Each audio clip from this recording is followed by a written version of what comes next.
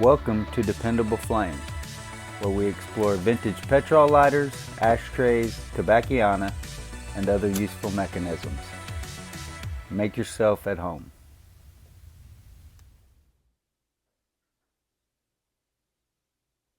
Filled this lighter up last week. Struck it once or twice since.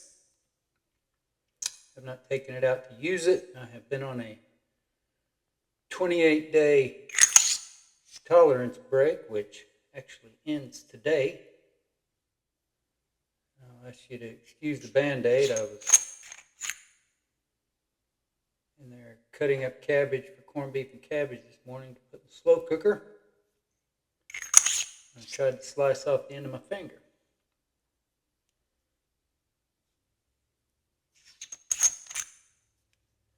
We re-wicked this lighter with a Zippo branded wick, one of the wicks that our buddy Gavin Lannon had sent us a couple of years ago.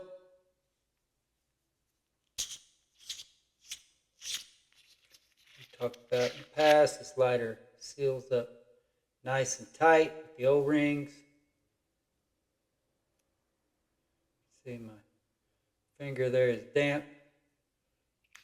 Pressing into that wadding. I don't know if that wadding that comes in the Exotac is cotton or rayon. Whatever it is, though, it is still holding plenty of fuel and was exhibiting some vapor lock when we first fueled it last week. We put that new wick in there, put the old wadding back in there with it, and did not zigzag it through. We're going to use this here for a little bit, just see what kind of results and efficiency we get out of it. And once the lighter starts to get a little low on fuel, whether it has any trouble getting that fuel up to the top of the wick. Not actually the fuel up to the top of the wick. It only needs to carry the vapors up there. Your wick really should not be wet. Lighter is designed, any petrol lighter is designed to run off the vapors or fumes of the fuel, not the liquid fuel itself. There you can see the O-ring that seals this.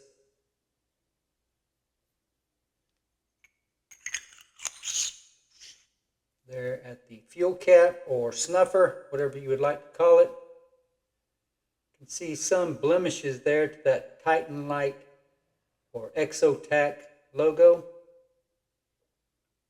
It's not all that important to me, just making note. Also, some of the black anodized color there has been chipped off or scratched, whatever you would call it. A lighter that's going to take a little bit of abuse just by the nature of it being a utility lighter that you're throwing in a bag with other equipment, or in your pocket perhaps with keys or sunglasses or Leatherman or whatever other kind of tools or EDC items you may be carrying. I do love that it is so prominently marked Made in USA by Exotac, not just engraved. It's not as smooth. You can feel some roughness on the surface there. So I don't think that is pure anodizing, but I could be wrong. The Exotac and titanLIGHT logo and text appear to have been created by the same process. You can feel the surface there that it is not exactly smooth.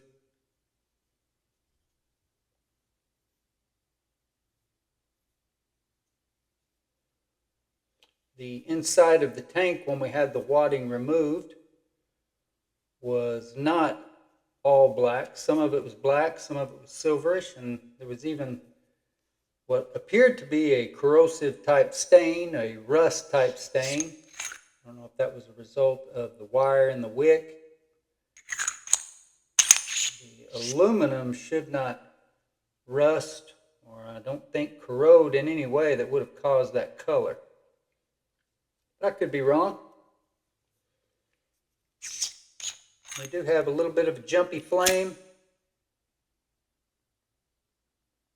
Plenty of times you fill up a Zippo, it's the same way.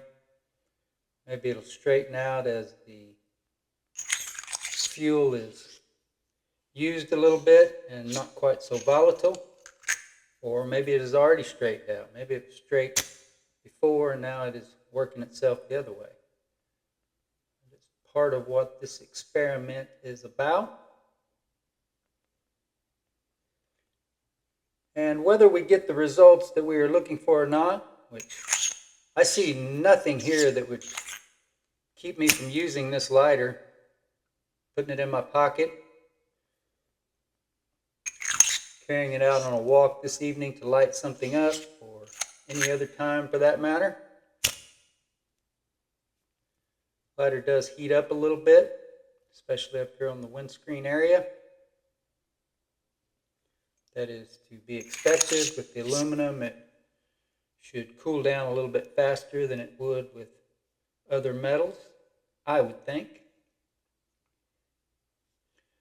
But whether or not we get the results from this changing of the wick and the position that we put the wick inside of that tank with the wadding, after this fueling, when it needs to be refueled, we will probably reposition that into a zigzag pattern. And that may be the first time that this lighter's ever missed on me.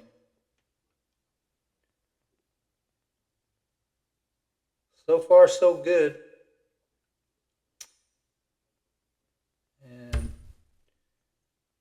to the viewer who sent the Exotac in for me to use, I don't see anything in the function here that is all that different from what it was before we re-wicked it.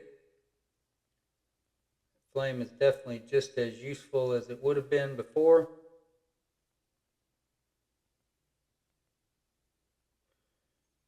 We will continue these projects and experiments, so keep your eyes out for more